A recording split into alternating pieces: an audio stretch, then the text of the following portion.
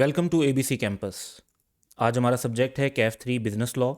इसमें हम chapter number 3 कर रहे हैं, lawful consideration and objects and capacity of parties, जिस पे टोटल 13 वीडियोस होंगी और उस सिलसिले की ये पहली वीडियो है। इस वीडियो का जो मेन टॉपिक है that is definition and essential elements of consideration, जो कि ICAP स्टडी टेक्स्ट 2020 से लिया गया है और मैं हूँ आपका फैसिलिटेटर काशिफ अदील। इस सेक्शन में टोटल 3 एरियाज़ हैं और हम हर एरिया को एक डिफरेंट वीडियो के अंदर कवर करेंगे। जो हमारी ये पहली वीडियो है इसका स्कोप पहला एरिया है definition and essential element of consideration. बाकी दोनों एरियाज़ जो हैं वो नेक्स्ट 2 वीडियोस के अंदर कवर किए जाएंगे। तो सबसे पहले डेफिनेशन ऑफ कंसिडरेशन, जो कि कॉन्ट्रैक्ट एक्ट के सेक्शन 2 से ली गई है।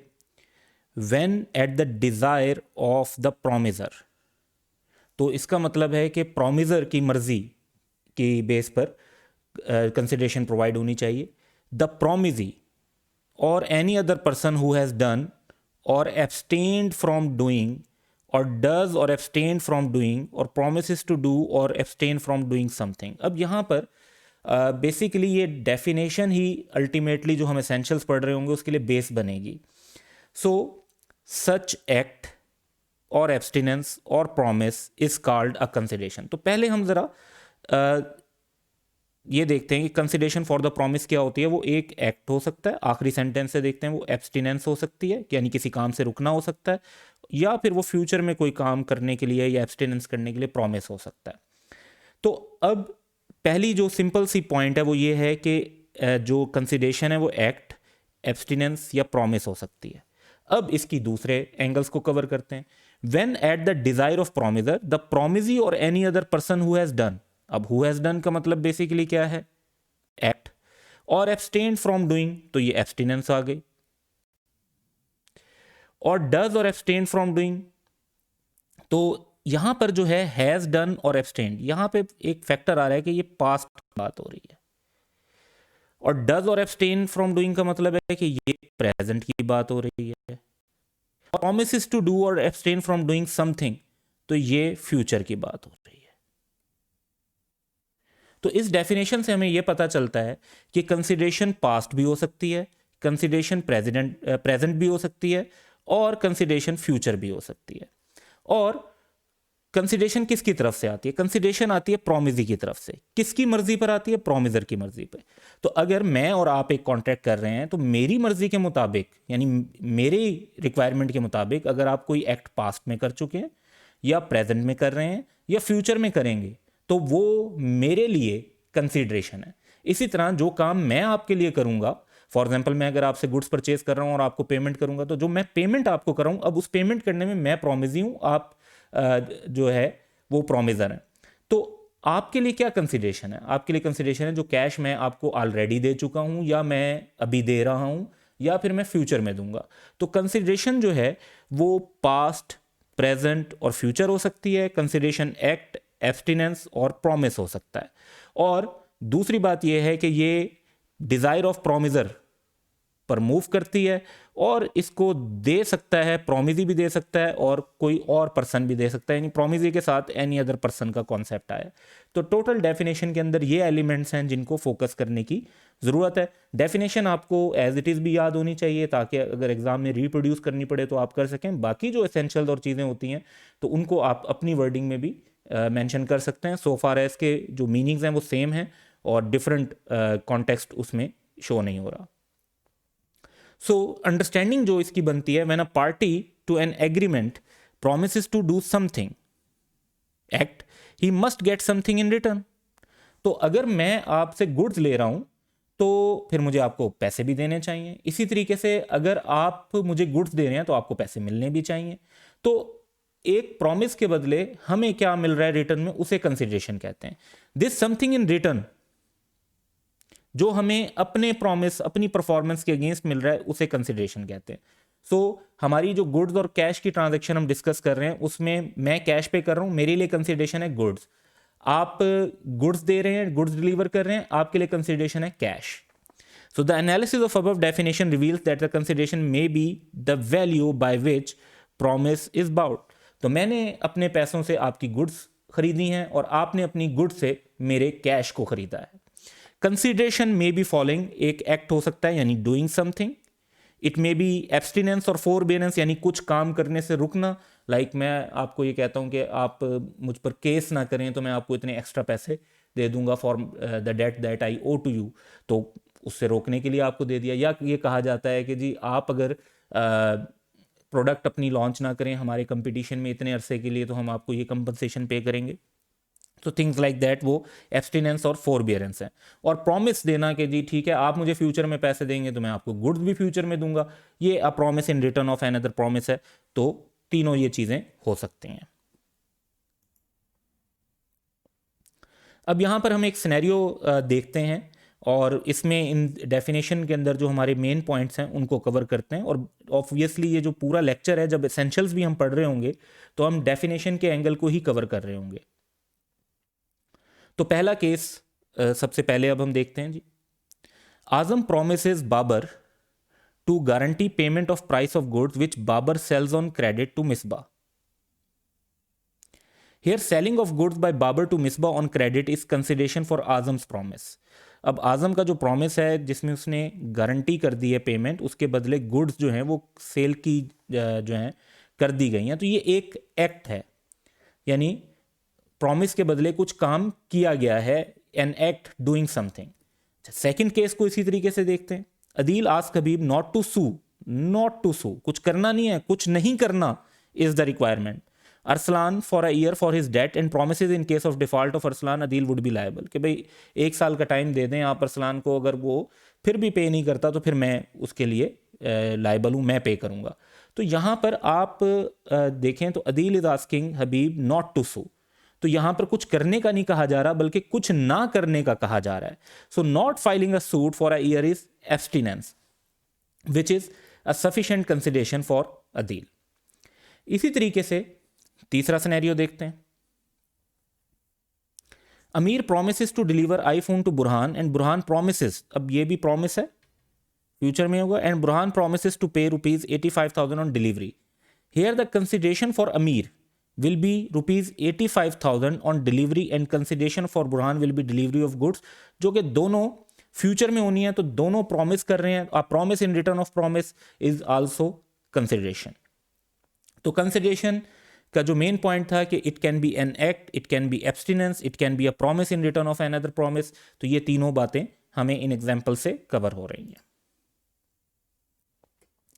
अब इसी डेफिनेशन में अगर हम एसेंशियल्स की तरफ जाएं, डेफिनेशन के अंदर जो मेन कह लें कि एक्सप्रेसली पॉइंट्स लिखे हुए और जो डेफिनेशन में एक्सप्रेस पॉइंट्स नहीं भी लिखे हुए उनको ध्यान में रखते हुए, तो रिक्वायरमेंट है कि जो एसेंशियल्स बनते हैं, पहला एसेंशियल है कि कंसिडरेशन मूव करनी चाहिए on desire of the promisor. It में मूव फ्रॉम प्रोमिजी और एनी अदर पर्सन, यानी यहाँ पे कोई और पर्सन भी हो सकता है जो कंसिडरेशन प्रोवाइड कर रहा हो। कंसिडरेशन पास्ट, प्रेजेंट और फ्यूचर हो सकती है। Consideration must B of something of value. Real consideration होनी चाहिए, इल्यूजरी नहीं होनी चाहिए, अनरियल नहीं होनी चाहिए। Something which the promisor is not already bound to do, अगर कोई शख्स एक ऐसा काम कर रहा है जो उसे वैसे ही करना था, उस पर लीगली रिक्वायरमेंट थी, उसकी लीगल ड्यूटी थी कि वो काम करे, तो फिर उसने आपके लिए तो कुछ एक्स्ट्रा नहीं किया, तो वो फिर कंसिडरेशन नहीं होगी। इसलिए something which the promisor is not already bound to do. और कंसिडरेशन लॉफुल होनी चाहिए, क्योंकि अगर लॉफुल कंसिडरेशन नहीं है तो वो एक वैलिड कंसिडरेशन कंसीडर नहीं होगी और उसकी वजह से कॉन्ट्रैक्ट भी वैलिड नहीं रहेगा। तो ये एसेंशियल्स हैं जो वन बाय वन अब हम डिस्कस करेंगे। सबसे पहले कि कंसिडरेशन को मूव करना चाहिए on desire of the promisor. An act और एब्सटिनेंस और प्रॉमिस कॉन्स्टिट्यूटिंग कंसिडरेशन, ये तो कंसिडरेशन की डेफिनेशन का मेन पॉइंट हो गया। मस्ट हैव बीन डन और मेड एट द डिजायर और request of the promisor. Thus an act done at the desire of third party और without the desire of promisor can not constitute a valid consideration. आपने जिस शख्स के साथ contract किया है उसकी मर्जी के मुताबिक, उसकी रिक्वायरमेंट के मुताबिक काम करेंगे। अगर आप किसी थर्ड पार्टी के कहने के मुताबिक काम करते हैं तो आपने प्रोमिजर के लिए तो कुछ नहीं किया। तो प्रोमिजर की मर्जी, प्रोमिजर की डिजायर, प्रोमिजर की रिक्वेस्ट की बेस पर जो काम किया जाएगा वही एक वैलिड जो है कंसिडरेशन होगा। अदरवाइज फिर आपने जो थर्ड पार्टी के कहने पर काम किया है या अपनी मर्जी से कोई काम किया है तो आप उसके लिए परफॉर्मेंस ऑफ कॉन्ट्रैक्ट को इन्फोर्स नहीं करवा सकते। तो यहाँ पर हमारे सामने एक सिनेरियो है, उसको देखते हैं। Adeel saves Arsalan goods from fire without being asked to do so. तो कहा नहीं लेकिन उसको बचाया, तो Adeel can not demand payment for his services. तो ये एक हमारे पास सिनेरियो बनता है, क्योंकि there was no requirement, no request और डिज़ायर फ्रॉम द प्रोमिसर जिसकी बेस पर ये एक्ट किया गया हो, तो डिमांड नहीं की जा सकती, सर्विसेज के लिए कॉन्ट्रैक्ट को इन्फोर्स नहीं करवाया जा सकता, there is no valid consideration. Next चलते हैं। सेकेंड एसेंशियल है कि कंसिडरेशन मूव करनी चाहिए फ्रॉम प्रोमिजी और any other person. So in return consideration में बी फ्रॉम द प्रोमिजी हिमसेल्फ और by any other person, even bye stranger. तो पॉइंट ये है कि अगर हम गुड्स की डिलीवरी किसी से करवाते हैं तो अक्सर हमें पता नहीं होता कि जो पर्सन गुड्स डिलीवर कर रहा है वो कौन है। तो हमने ऑर्डर किया फॉर एग्जांपल एक रेस्टोरेंट को, उन्होंने किसी एक पर्सन को हायर किया, उस डिलीवरी बॉय को, और उसने आकर जो है ना डिलीवरी पर्सन ने हमें आके वो गुड्स डिलीवर कर दी। We don't know the delivery person, हमने उनके साथ कॉन्ट्रैक्ट नहीं किया, हमने उन्हें ऑफर नहीं की। तो हमारी तरफ से ऑफर थी, रेस्टोरेंट की तरफ से एक्सेप्टेंस थी, लेकिन जो कंसिडरेशन प्रोवाइड की गई वो एक थर्ड पार्टी से उन्होंने करवा दी, तो हम उसको जानते भी नहीं, तो स्टिल इट्स वैलिड। तो इसी तरीके का हम एक सिनेरियो जो है डिस्कस करते हैं जो ज़रा मज़ीद टेक्निकल है। तो इसमें 3 पर्सन हैं बेसिकली, आरिफ, हुमैरा एंड नुमान। तो हम वन बाय वन जो है पर्सपेक्टिव पढ़ते जाते हैं और देखते जाएंगे। Arif transferred certain property to his daughter Humaira with a direction that Humaira should pay Numan annuity. अब देखें, आरिफ जो है वो कंसिडरेशन दे रहा है हुमैरा को, और उसके अगेंस्ट हुमैरा ने जो पेमेंट करनी है वो करनी है नुमान को। सो यहाँ पर अगर हम देखें तो कंसिडरेशन कैसे मूव करेंगी उसको ज़रा अंडरस्टैंड करते हैं। तो पहले पॉइंट ये है कि कंसिडरेशन आरिफ की तरफ से मूव हुई और कि नुमान को एन्यूटी पे करनी है। हुमैरा ने उसको एक्सेप्ट किया, एक कॉन्ट्रैक्ट हो गया, और वो जो एक डीड साइन कर दी जिसमें एन्यूटी नुमान को पे करनी थी। तो ये पॉइंट है। On the same day Humaira executed a deed in writing in favour of Numan and agreed thereby to pay the annuity. अब बाद में क्या हुआ, later Humaira refuse to pay the annuity on the plea that no consideration had move from Numan, कि जी नुमान ने तो मुझे कुछ नहीं दिया। तो here Numan is entitled to maintain suit. अब नुमान ने वाकई कुछ नहीं दिया, नुमान की तरफ से अगर आप देखें तो नुमान की तरफ से हुमैरा को कुछ नहीं आया, लेकिन आरिफ की तरफ से वो कंसिडरेशन हुमैरा को ऑलरेडी रिसीव हो चुकी है। तो अब वो ज़रूरी नहीं है कि नुमान की तरफ से ही कंसिडरेशन मूव हो, वो थर्ड पार्टी की तरफ से भी मूव हो सकती है। So the contract we are seeing is between Humaira and Numan, लेकिन कंसिडरेशन जो मूव हो रही है वो आरिफ की तरफ से मूव हो रही है। सो इट में move from any other person, जो इस केस में आरिफ की तरफ से मूव हो रही है, तो ये हमने अंडरस्टैंडिंग लेनी थी। नेक्स्ट चलते हैं।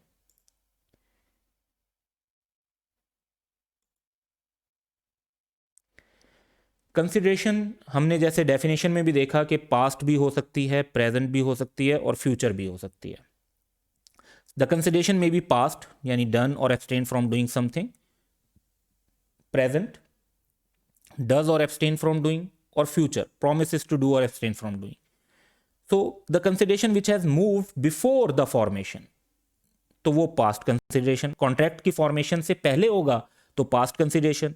जो प्रॉमिस जब किया जा रहा है उसके साथ सिमल्टेनियसली मूव करेगी तो वो प्रेजेंट कंसिडरेशन, और जो आफ्टर मूव करेगी वो होगी फ्यूचर कंसिडरेशन। तो वर्ड्स बड़े स्ट्रेट फॉरवर्ड हैं कि बिफोर से पास्ट, और सिमल्टेनियसली होगा तो प्रेजेंट, और आफ्टर होगा तो फ्यूचर कंसिडरेशन।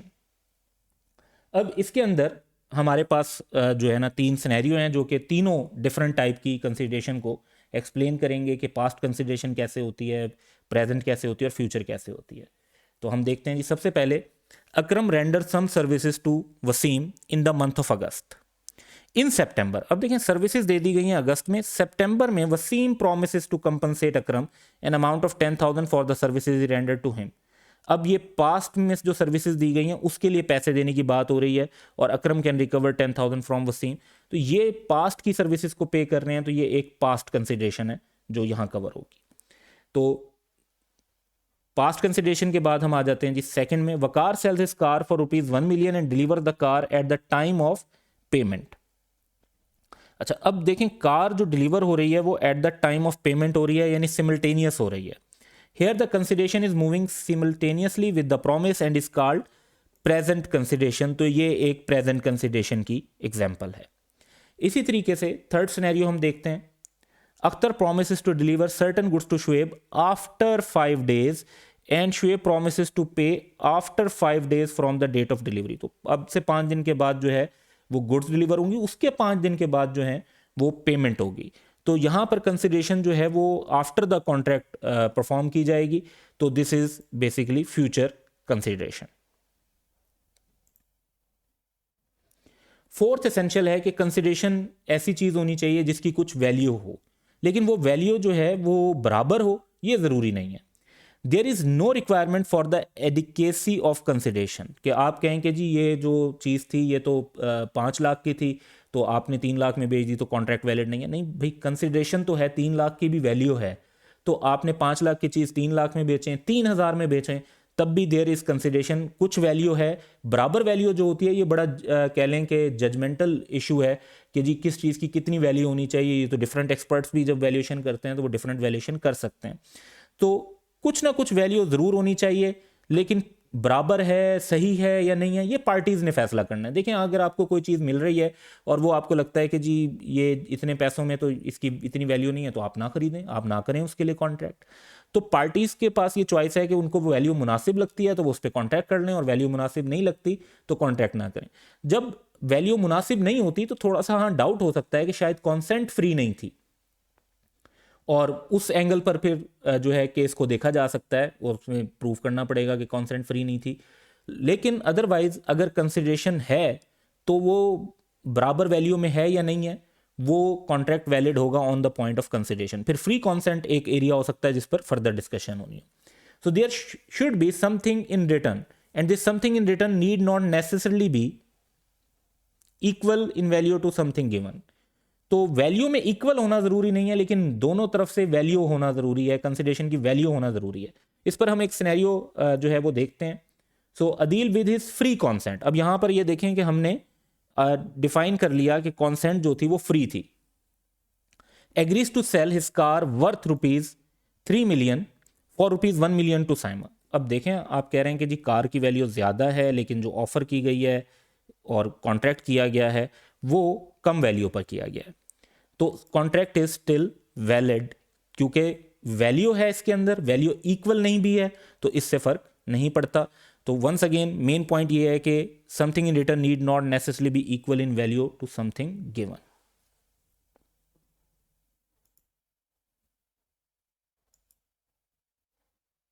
फिफ्थ एसेंशियल है something which the promisor is not already bound to do. क्योंकि अगर आपकी कोई ऑलरेडी लीगल ड्यूटी है तो फिर आप दूसरे पर्सन के लिए उस कॉन्ट्रैक्ट में तो आप कुछ नहीं कर रहे. The consideration must be something which the promisor is not already bound to do, because a promise to do what a promisor is already bound to do adds nothing to the existing obligation. आपने तो फिर अपनी existing obligation को meet किया है, आपने इस contract के लिए कुछ मजीद नहीं किया. तो यहां पर हम इस पर एक सिनेरियो देखते हैं कि Hamid was summon to give evidence in a court. अब कोर्ट ने एविडेंस के लिए जब बुलाया तो उस शख्स की लीगल ड्यूटी है कि उसने कोर्ट में जाना है और एविडेंस प्रोवाइड करना है. Where Sajid was in litigation. Sajid promise to pay certain amount to Hamid for giving the evidence. तो उसने फिर भी कहा कि भाई ऐसा ना हो कि ये पर्सन ना जाए लेट से, तो उसने कहा कि जी आप एविडेंस प्रोवाइड करें, I would pay you some amount. Later Sajid refuse to pay. अब उसने एविडेंस प्रोवाइड कर दिया लेकिन साजिद ने उसको पे करने से इनकार कर दिया. अब हामिद अगर उस पर केस करता है साजिद पर कि Hamid sued and failed. Why failed? Because consideration was not valid. जो ये कंसिडरेशन हामिद की तरफ से आई है ये उसकी ऑलरेडी ड्यूटी थी कि ये एविडेंस प्रोवाइड करना है. He has done nothing additional for Sajid जिसकी वजह से वो पेमेंट कर सके. तो Sajid if he refuse to pay तो he can refuse to pay. So consideration was not valid as it was Hamid duty to give evidence and Hamid cannot sue for the payment. Next चलते हैं. The consideration must be real and not illusory. अच्छा, real का मतलब तो बड़ा simple है कि भाई असल होनी चाहिए, चीज़ एक जेन्युइन होनी चाहिए. इल्यूजरी होता है जो चीज़ कह लें कि अनरियल हो, ड्रीमी हो, आपको लग रहा हो कि मे बी आपकी फैंटेसी हो, इल्यूजन इज़ बेसिकली, मैजिक के लिए भी वर्ड यूज़ होता है अक्सर, जो कि एक अनरियल सिचुएशन क्रिएट की जाती है जो कि असल सिचुएशन नहीं होती। सो अनरियल कंसिडरेशन जो है वो वैलिड नहीं होगी। Azam engages Babar to work as an accountant in his office, तो ठीक है जी, हायर कर लिया, and promises to make him happy. On a lighter note, a happy accountant is just an illusion, but let's go to the legal perspective. तो legal perspective ये है कि जो happy का word यहाँ पर use हुआ है ये real नहीं है।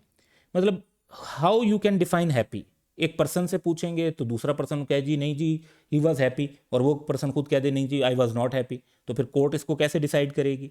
How you can determine that at certain point of time a person was happy और नॉट? सो ऐसा प्रॉमिस जो है वो कोर्ट के थ्रू इन्फोर्स करवाया ही नहीं जा सकता जिसमें कोई रियल कंसिडरेशन ना हो। This promise is not enforceable because the consideration is not real but illusory. तो ये पहला हमारे पास जो है सिनेरियो हो गया। तो हैप्पी जो है वो बड़ी इल्यूजन ओरिएंटेड कंसिडरेशन होगी and it's not real. Second देखते हैं जी, Azam promises to put life into Babar's dead wife and Babar promises to pay ₹1 million. This agreement is void because consideration is impossible to perform and not real. You cannot bring dead back. तो scientifically ये possible नहीं है, court इसको नहीं मानेगी logic के point पे, science के पॉइंट पे, और कोर्ट इसको इन्फोर्स भी नहीं करवा सकती क्योंकि एक ऐसी चीज़ की बात की गई है जो इम्पॉसिबल टू परफॉर्म है, और जब इम्पॉसिबल टू परफॉर्म की बात हो रही है तो वो कंसिडरेशन रियल नहीं है, that is just illusory. Third एक सिनेरियो देखते हैं, Azam engages Babar to work as an accountant in his office and promises to pay him ₹75,000 per month. अब अकाउंटेंट के तौर पे काम करना और 75,000 पर मंथ सैलरी पे करना, ये एक प्रॉपर रियल कंसिडरेशन की बात हो रही है, तो ये एक वैलिड कॉन्ट्रैक्ट होगा। सेवंथ सिनेरियो हमारे पास है, the consideration must neither be unlawful nor opposed to public policy। यानी इन अदर वर्ड्स आप कह सकते हैं कि कंसिडरेशन लॉफुल होनी चाहिए, अनलॉफुल या अपोज टू पब्लिक पॉलिसी नहीं होनी चाहिए। तो यहाँ पे हमारे पास सिनेरियो है, आजम promises Babar to pay ₹100,000 to beat Sarfaraz, Babar beat Sarfaraz and claims ₹100,000 from Azam. तो किसी पे भी फिजिकल असॉल्ट जो है वो एक अनलॉफुल काम है, और ऐसी अनलॉफुल कंसिडरेशन के लिए आप बाद में पैसे नहीं मांग सकते कि जी आपके कहने पे किसी की बीटिंग की थी तो give me money under the contract. वो कॉन्ट्रैक्ट ही प्रॉपर नहीं है, it's illegal thing to do. तो ऐसा जो कंसिडरेशन है वो लॉ में एक्सेप्टेबल नहीं होगा। इसी तरीके से सेकंड सिनेरियो को भी देखते हैं कि Azam promises Babar to obtain an employment in the public service and Babar promises to pay ₹100,000 to आजम। ये भी ब्राइबरी की बात हो रही है कि रिश्वत देकर जो है आप एक गवर्नमेंट ऑफिस में जॉब ऑब्टेन कर रहे हैं, ये भी एक इलीगल एक्टिविटी है, ये एग्रीमेंट वॉइड भी होगा, ये कंसिडरेशन भी लॉफुल नहीं है, तो ऐसी एक्टिविटी और ऐसी कंसिडरेशन भी लॉ में अलाउड नहीं होगी। So that's all for today, have a good day.